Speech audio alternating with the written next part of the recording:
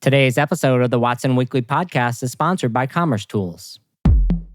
The world of commerce is fast-paced and constantly changing. Commerce Tools, the global leader in commerce and creator of the powerfully composable mock architecture, enables commerce leaders to turn possibilities into reality. Commerce Tools helps businesses go from underperforming to overachieving, and from keeping up to setting the pace, all at a lower total cost. Go to commercetools.com to learn how to get started. It's September 18th, 2023, and this is the Watson Weekly, your essential e-commerce digest. Today on our show, Flexport CEO Dave Clark forced out as company releases an update. Shopify CFO chat at Goldman Sachs event. The Klaviyo and Instacart IPO valuation. Amazon releases supply chain by Amazon. And finally, the Investor Minute, which contains 5 items this week from the world of venture capital, acquisitions, and IPOs. We have a new feature at the end of the podcast today called The Final Word, so I thought I would introduce that here. It will be the last segment before I sign off, so be sure to listen until the end and catch it. But first, in our shopping cart full of news, Flexport CEO Dave Clark forced out as company releases an update. Last week, former Amazon logistics leader Dave Clark, CEO of Flexport, abruptly announced his departure from Flexport after 1 year of being in the CEO seat. What has ensued is a one-sided Twitter flame war waged by Ryan Peterson to save his reputation in a way that is completely unnecessary and just makes the entire company seem more desperate. Look, Dave Clark and Flexport were never a fit. A virtual logistics business meets a logistics infrastructure builder. Flexport's new direction, freight, or may I say old direction, is actually a commodity. And in no way is a future Flexport going to justify anything near its valuation. In the middle of his ongoing flame war against Dave Clark, Ryan Peterson backtracked and praised Dave Clark's team for the new SMB logistics release Flexport calls Revolution. Let's talk about that now. My summary is this release is neither logistics nor a revolution. The dim view of this release is that it's just a lead gen tool for Flexport Capital. The Flexport's motto might be, if you can't pay your bills on your Flexport loan, have fun getting your goods held at the port. Here's what Flexport said in the release. There's a set of 20 plus supply chain tools on a single page, which you can access at no cost. Our membership program called Flexport Plus allows access to financing, and with it, you get access to a community. Here's what it means. The free tier is only there to collect email addresses with the hope of upselling these people into taking Flexport loans. I learned long ago in my career that if you have a free tool, then either you are the product itself, as in Facebook, or you're in someone else's lead gen flow for something more valuable. Access at low cost means you can log in at no cost. Congrats on that. The release itself is not even thinly veiled BS. It's out in the open running around. You can log into a portal for free. That's something. But there's only like 1 million portals out there. A community? Well, we're kind of scraping the bottom of the barrel here. Flexport raised $1 billion and all I got to show for it are a loan program and a message board? Here's what's likely to happen. A Flexport Plus membership program to access financing? What is my collateral for then? Do other lenders work like this? Given that they're cutting the actual staff who ordered this build, it seems likely that the innovation will slow down on this end-to-end project, even if it stays around. Finally, if you're like Shopify and own 20% of this, well, basically this is another way to have an investment in a capital lending provider, which is, I guess, is all upside for you. And while you did put your capital in here, the other 80% came from somebody else. Think Shopify won't be pushing these people into Plus and Shopify Capital? Could be worse, I guess. Every time Flexport's services are described in the release, financing is the lead. As in, at Flexport, we do financing, item A, and then item B. This tells you a lot about their priorities just by itself. Let's do an analogy for a moment. Returnly was to returns as Flexport is to global logistics. Neither are about exactly what they seem. Returnly never touched a box, and Flexport never touches a container. And by the way, Gangster move of Amazon stepping on the Flexport release by announcing supply chain by Amazon on the exact same day. We'll talk about this at the end of the show. I will give Ryan Peterson one thing. If this is what Dave Clark built, maybe he is making the right move after all. However, if this release was a subtle way of throwing Dave under the bus, maybe the joke's on Flexport's customers. Our second story. Shopify CFO chat at Goldman Sachs event. Jeff Hoffmeister, CFO of Shopify, spoke with an analyst last week at Goldman Sachs Communacopia and Technology Conference event, and I pulled a few interesting things out of the transcript, though I still have no real idea what a Communacopia is. First, in logistics, Flexport continues to be a solid partner of Shopify, at least for the moment, and preferred solution for Shop Promise. That said, Shopify still wants to allow merchants to use Buy with Prime if this option is better for them, as long as all the data flows into the Shopify admin. It will be an interesting test to see if merchants think consumers will trust a generic Shop Promise badge more than the Prime badge, or is it more of a people will have both? Since both programs, Shop Promise and the new Buy with Prime integration, have not yet launched formally within the new partnership, it remains to be seen what the best strategy is. Shopify's CFO also obliquely referenced the quote-unquote differences, that's to put it mildly, between Ryan Peterson and Dave Clark, indicating perhaps that some interesting stuff went down here. Shopify POS continues to gain momentum, particularly due to the fact that Shopify signed a partnership with QuickBooks after QuickBooks POS was discontinued. I don't know how it's possible I missed a piece of significant Shopify news from April. It seems that my friend Jordan Brannon from Coalition Technologies missed it too. I guess it's official. Maybe Shopify is too big for me to cover.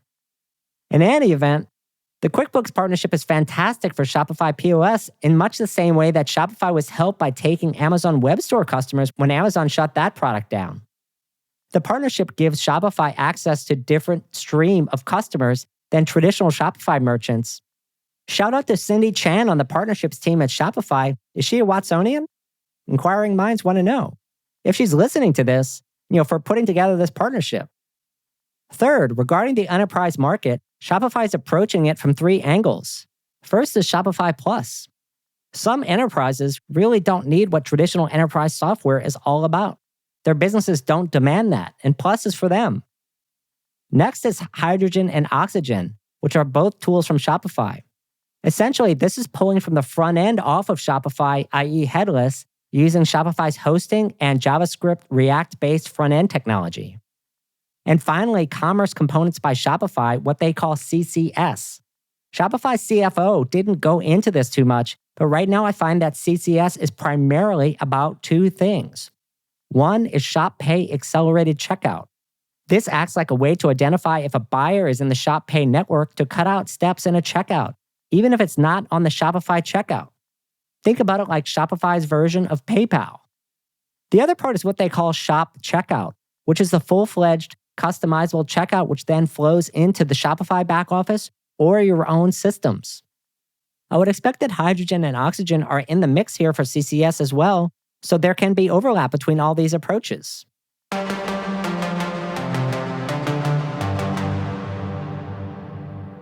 Our third story, the Klaviyo and Instacart IPO valuation. Within the last week, both Klaviyo and Instacart released how many shares they'll be issuing in their IPO and the expected pricing range and valuation. Let's start with Klaviyo. SaaS companies have another reason to get to profitability as if they needed one, i.e. looking more like Klaviyo. Klaviyo's revenue, if you take out their pricing changes, around the 40% range from a growth point of view. Its annual recurring revenue, or ARR, is $585 million, and the company has turned the corner on profitability in the last year. The big question everyone had was, what would the valuation multiple be? Well, we just learned. The company is looking to get a $6.8 billion valuation, which would put it near 13 times ARR. Woo! SaaS founders can be excused for taking a huge sigh of relief. In the past, 10 times ARR was a solid multiple for a company that is growing but not experiencing hyper growth. Slower growth got 2 to 5 times ARR often, and at least in the public markets. During the pandemic, SaaS multiples skyrocketed as investors poured money in. During this time, it wasn't uncommon to see 20 times plus multiples. The last 6 to 9 months have been a bloodbath in software as a service. I've seen growing, profitable companies only get 2 to 3 times ARR. I'm not kidding. Hopefully we can close the book on that, right? Bueller. For investors, 13 times ARR is a solid number, particularly as there haven't been a large number of profitable e-commerce SaaS software companies like ever. The fact that Klaviyo is setting a public benchmark and hopefully continues to be profitable will have a few benefits and lessons for the industry. First, it will set a trend that resonates with VCs. Venture capitalists now have a public comparable to beat. Second, it will set a trend that resonates with founders and encourage good behavior. But they should have long-term operating metric targets and an understanding of how to get there, not just hopes and dreams. As a note of caution, though, founders shouldn't overreact to this message. Klaviyo was founded in 2012, and I bet might still not be profitable if we hadn't experienced the more difficult economic times. And there's no way the company reaches this IPO if Klaviyo had tried to be profitable from day one. SaaS just doesn't tend to work that way because of the sales, marketing, and technology investments required. In any event, we can celebrate a momentary return to sanity. Regardless of what you think, Klaviyo is the new SaaS North Star for the e-commerce independent software vendors out there. Let's talk about Instacart for a moment. It looks to me like Instacart is setting a relatively conservative range for its IPO, despite its previous ridiculous valuation of $39 billion. But what I want to do in this segment is compare Instacart to DoorDash. Let's assume that DoorDash is on a $9 billion revenue run rate and currently has a market cap of $32 billion. That would give it a 3.5 times revenue multiple, which would value it as a growth stock. If you assume that Instacart in 2023 is on a $3.5 billion revenue run rate, then at the same revenue multiple, it would be valued at around $12 billion. Since 12 is more than the $9 billion they're targeting, I'm seeing this as a conservative by the bankers taking this public, which is kind of all the bankers are. I'm assuming the caution reflects the overall cautious situation in the market and Wall Street not wanting to get ahead of itself in one of the only tech IPOs in the last 2 years. This all looks fine unless you see that DoorDash has about 50% gross margins and decreasing, and Instacart has about 70% gross margins and increasing. DoorDash also doesn't have the advertising machine of Instacart. This is a huge difference between the two firms. And this kind of leads to the question for Instacart, why such a low valuation? I do think the answer is still, you do this when Wall Street wants a guaranteed win. The valuation could always find its true market value later on as it grows. And our last story. Amazon releases Supply Chain by Amazon. Last week, Amazon announced its Supply Chain by Amazon offering literally on the same day that Flexport announced its offering. Supply Chain by Amazon, or SCA, is a mix of old and new. The scope of the release is end-to-end from manufacturing to customers. Let's be clear.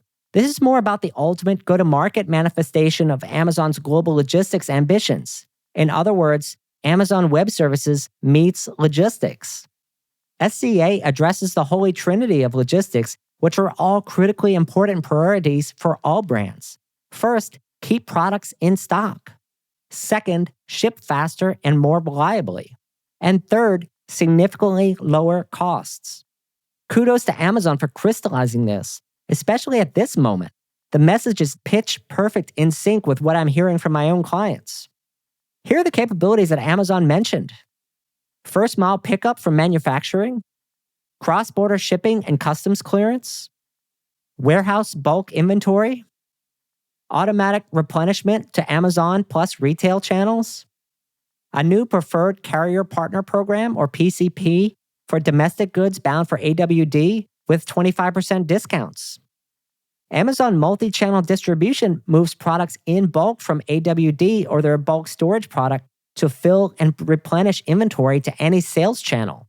That product is in pilot now and will launch later on. I've called out a few of the acronyms that I've seen Amazon use for these services in the past. Other benefits mentioned include discounts of 25% for all transportation bound for AWD, either domestically or internationally. AWD removes peak pricing in Q4, and the pricing model changes if you commit to longer-term storage for even lower rates. It kind of sounds like AWS storage pricing to me, which is not an accident. This pricing was actually completely inevitable. Some thoughts on this. First, the discounts for freight and parcels bound for Amazon facilities is a nice touch and reinforces the value of the network. Second, it's hard not to be impressed with the scale of these capabilities, especially the fact that this is less about, hey, we're going to build something new from scratch and just trust us and wait for it, and more about, like, we already have all this stuff, but we've finally actually figured out how we're going to go to market consistently with this. Of course, there is a potential bear case here, and let's outline that for a moment. First, brands would be silly to trust Amazon to run their primary logistics rails for the non-Amazon channels. The second bear argument could be that Amazon doesn't get the needs of brands since Amazon has always been about low-cost brown boxes, and you can't customize the offering enough to be the primary logistics rails for brands. Is a one-size-fits-all Amazon solution actually a fit for growing brands that need to customize their packaging and service levels? A third bear argument is that Amazon's overhead is such that it's not able to pass along significant enough discounts to merchants. After all, the AWS model relies on Moore's Law, which is not present in logistics unless you sort of consider the robotic component. Fourth, many of the real operators for Amazon have left the building, meaning Amazon can't quite innovate like maybe it used to in a market where merchants have options. And finally, let's talk about the real elephant in the room: trust. When people ask me, will brands trust Amazon? My answer is yes, kind of with time.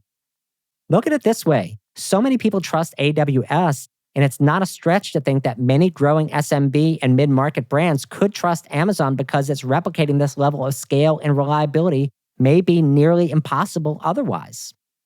This is especially true if Amazon continues to lower costs and continue the service and improve it like it's historically done with something like AWS. And you know the guy who did that? Oh yeah, him, Andy Jassy. So he kind of knows the model. And the infrastructure is already in place. So yeah, this could probably work if Amazon can nail the go-to-market model.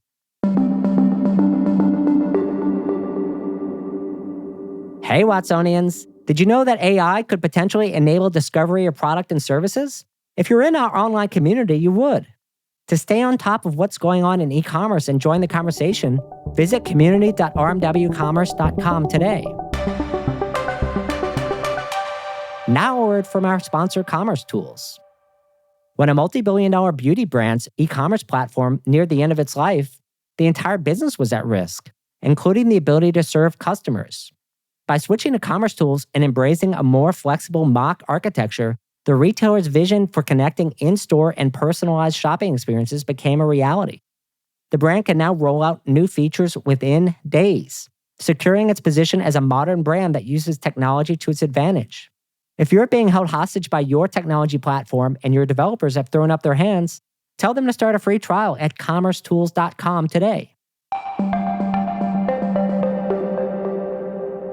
It's that time, friends, for our Investor Minute. We have 5 items on the menu today. First, Thorne Health Tech was acquired by L. Catterton. PE firm L. Catterton acquired the company for about $10 per share, or a total value of $680 million. Thorne Health Tech will delist in Q4 2023, depending on the transaction closing time. The company likely will receive investment and be optimized by its new owners in 2024. Second, Enterprise Insights platform ConverseSite raised a $9 million Series A. The company uses generative AI to automate and enhance enterprise analytics, enabling actionable insights through conversational interaction. Well, that's a lot of buzzwords. Third, cross-border wholesale marketplace Marcato raised a $5 million seed round. The Hong Kong-based Marcato focuses on assisting independent brands entering Asia. Sourcing quality products is complex. This platform connects premium non-Asian independents with trusted local retailers and buyers. Fourth, ELF Beauty acquired masstige skincare brand Naturium for $355 million of cash and stock. The acquisition highlights a current trend in the cosmetics sector as incumbents are making bets by acquiring fast-growing startups to grow market share. If you're wondering what the word mastige is, so am I. I'm not even cool enough to look up mastige in Urban Dictionary for fear of what I might find. Fifth, Amazon acquired Fig, a startup building developer tools for the command line for an undisclosed amount. Amazon, through its subsidiary Amazon Web Services, emphasizes the importance of generative AI and empowering developers to accelerate the adoption of the technology for AWS. Well, this week we have actually a special treat for you because I'm introducing a new segment of the program, today's final word of the week. And today's final word of the week of September 18th is drama. Who knew the e-commerce world could be the same as a telenovela? Which executive is a bigger jerk to their employees? Which founder was asleep at the switch? Who pre-fired employees in the nicest way possible? Honestly, can we just shut the hell up about how excellent we are all and get back to work building software and services? Leave the commentary to the idiots like me. That's all for this week. Till next time, Watsonians. Hi, I'm Rick Watson, CEO and founder of RMW Commerce Consulting and host of the Watson Weekly podcast, your essential e-commerce digest. Our production partner for the series is Citizen Racecar. The show is produced by Jose Baez. Production manager, Gabriela Montequin. To hear new episodes of the show every Monday morning, subscribe now at rmwcommerce.com/Watson Weekly and wherever you get your podcasts.